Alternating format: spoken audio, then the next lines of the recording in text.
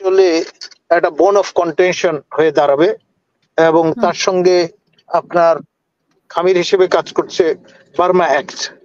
আপনার Arakan army ইতিমধ্যে আমাদের প্রতিবেশী মিয়ানমারের রাখাইন রাজ্যে ডিফ্যাক্টো রুল স্ট্যাবলিশ করেছে।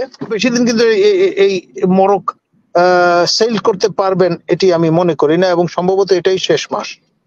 তারপরে দেখতে হবে নতুন তর হ্যাট পরে প্রফেসর ইউনুসকে হয়তো ফ্রান্সে ফিরে যেতে হচ্ছে যেখান থেকে তিনি এসেছিলেন। দেখুন, আপনার ডেমোক্র্যাট অ্যাডমিনিস্ট্রেশনের বিদায় এবং রিপাবলিকান অ্যাডমিনিস্ট্রেশনের ক্ষমতা গ্রহণ গুণগত পরিবর্তন নিয়ে আসতে যাচ্ছে সারা বিশ্বে। আপনার রিড্রয়িং অফ দ্য ম্যাপ, যেটি এতদিন কল্পনা হিসেবে চিন্তা করা হতো, সেটি বাস্তবে রূপ নেওয়ার একটা প্রারম্ভ বলতে পারেন আপনি।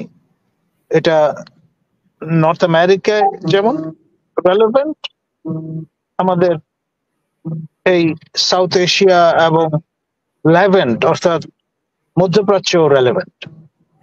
আর যে বিষয়টা সেটা হচ্ছে মার্কিন যুক্তরাষ্ট্রে ঐতিহাসিকভাবে গান লবি এবং টোবাকো লবি খুব গুরুত্বপূর্ণ। এর পাশাপাশি এইপ্যাক জুইশ লবি এবং সেই সঙ্গে এখন ইন্ডিয়া বা Hindu lobby that also has emerged. এবং এখানে এক ধরনের কোয়ালিশন বিল্ডিং এর বিষয় আছে জুইশ লবি এবং হিন্দু লবির। তো ফলে তাদের একটা সরাসরি প্রভাব আপনার এই রিপাবলিকান নতুন যে অ্যাসেন্ডেন্সি তার মধ্যে শুনতে পাচ্ছি না। আমরা সমগ্র বিশ্বে তা অনুভব করবো, এতে কোনো সন্দেহ নেই। আর যে বিষয়টা আমরা এর আগে যেই বিশ্ব ব্যবস্থা দেখে অভ্যস্ত, সেখানে নতুন নতুন পালক এবং মাত্রা কিন্তু যুক্ত হবে এই প্রশাসনের সময়, এবং 2026-এ গিয়ে হয়তো দেখা যাবে আপনার এই যে রিড্রয়িং অফ দ্য ম্যাপ, এটা আপনার রিয়ালিটিতে রূপান্তরিত হতে চলেছে।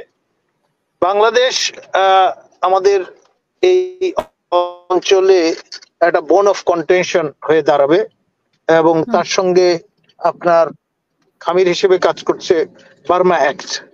আপনার আরাকান আর্মি ইতিমধ্যে আমাদের প্রতিবেশী মিয়ানমারের রাখাইন রাজ্যে ডিফ্যাক্টো রুল স্ট্যাবলিশ করেছে।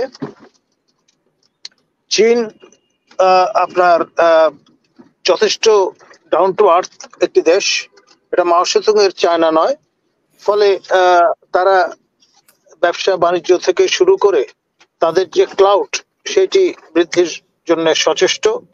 আর দিস ইজ আওয়ার ব্যাকইয়ার্ড, অর্থাৎ সাউথ এশিয়ায় বা সাউথ ইস্ট এশিয়ায় চায়না এবং ইন্ডিয়া, তারা তাদের নিজেদের যে আন্ডারস্ট্যান্ডিংটা, ওই যে আমেরিকার সে পুরনো মনরো ডক্ট্রিন তার এশীয় সংস্করণ তারা নিজেদের মধ্যে করে একটা আন্ডারস্ট্যান্ডিং এ এসছে, এবং সেটি পৌরোহিত্য করেছেন পুতিন মহোদয় কাজানে সম্প্রতি, মিলিয়ে দিয়েছেন দুই পক্ষকে। তো ফলে এখানে আপনার পাকিস্তান, ভারত এবং চায়না সবার জন্যই কিন্তু এটা নিজেদের ব্যাকইয়ার্ড। মার্কিন যুক্তরাষ্ট্র বহু দূরে অবস্থান করছে, সেই রকম একটা বিবেচনা আছে। আর সব মিলিয়ে প্রফেসর ইউনুসকে কিন্তু ডেমোক্র্যাট অ্যাডমিনিস্ট্রেশনের আপনার প্রতিভূ হিসেবেই দেখা হয়। আমাদের দেশে আমরা নোবেল পুরস্কার কলোনিয়াল একটা ধারণা আছে, এই কারণে মনে করি কি একটা বিষয় যেন অসংখ্য লোক নোবেল পুরস্কার পেয়েছে এ পর্যন্ত। আমাদের এই তল্লাটে প্রথম পেয়েছিলেন রবীন্দ্রনাথ ঠাকুর, সে 1913 সনে। তারপর আমাদের অমর্ত্য সেন পেয়েছেন, আমাদের নোবেল লরেট হয়েছেন আমাদের প্রফেসর ইউনুস, তারপরে সালাম সাহেব কাদিয়ানি ব্যাকগ্রাউন্ডের মানুষ। তো এই জন্য আমাদের প্রতিবেশী রাষ্ট্রে আরো নোবেল লরেট আছেন। তো এই যে সবেধন নীলমণিকে নিয়ে এত যে হইচই এবং সেটাকে প্যাকেজ করা, সেটাকে মার্কেটিং করার যে চেষ্টাটা, সেটি আসলেই বিসদৃশ্য একটা বিষয়। ফলে আপনি খুব বেশি দিন কিন্তু এই মরক সেল করতে পারবেন এটি আমি মনে করি না, এবং সম্ভবত এটাই শেষ মাস। তারপরে দেখতে হবে নতুন তর হ্যাট পরে প্রফেসর ইউনূসকে হয়তো ফ্রান্সে ফিরে যেতে হচ্ছে, যেখান থেকে তিনি এসেছিলেন মেসায়া হিসেবে আমাদের এখানটায়। তিনি পরিষ্কার নিজ থেকেই দাবি করেছেন, তার এমপ্লয়ার হচ্ছেন আমাদের ছাত্র সমন্বয়কগণ, বিশেষ করে 5-6 জন যারা তাকে রিসিভ করতে গিয়েছিলেন।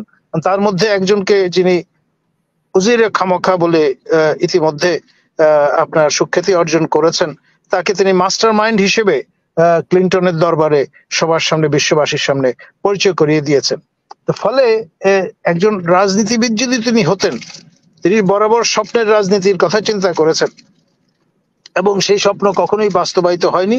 এখন আমাদের সমন্বয়কদের কাঁধে বন্দুক রেখে তিনি যে চিন্তাটা করছেন, সেইটি আসলেই রাজনৈতিক ভাবে কতটা পরিপক্কতার পরিচয় বহন করছে সেটা নিয়ে সিরিয়াসলি ভাবতে হবে with a pinch of salt.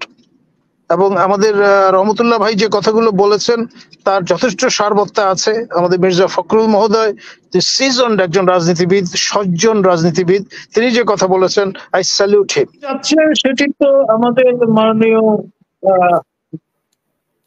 যাকে পপুলারলি উজিরে খামোখা বলা হচ্ছে, উপদেষ্টা, তিনি বলেই দিয়েছেন যে দুটো কাজ তিনি করতে চাচ্ছেন। একটা হচ্ছে গৃহযুদ্ধ অবশ্যম্ভাবী সেটির লে করা বা বীজগুলো আপনার রোপিত করা, এটি একটি কাজ।